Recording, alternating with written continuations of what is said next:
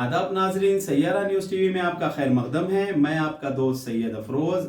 आइए देखते हैं कुछ खबरें। एलबी नगर पुलिस और एसओटी एलबी नगर ने मिलकर एक ढोंगी बाबा को गिरफ्तार कर लिया, जो औरतों का जहन भटकाकर सोने के जेवरात की चोरी करता है।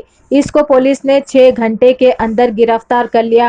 इसके कब्जे से 40,000 मालियत का सोना जब्त किया गया। आइए देखते हैं ये खुसूसी report. We have arrested.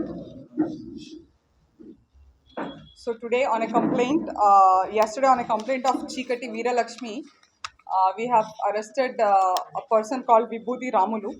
He is an accused and who has imposed himself as a sadhu and has cheated the woman, saying that there is some issue with her and her home, and that he will do puja for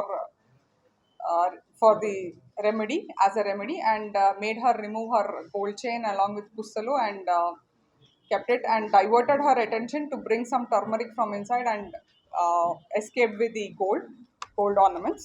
He was arrested, and a case was registered, and he'll be produced for the judicial remand for further procedure.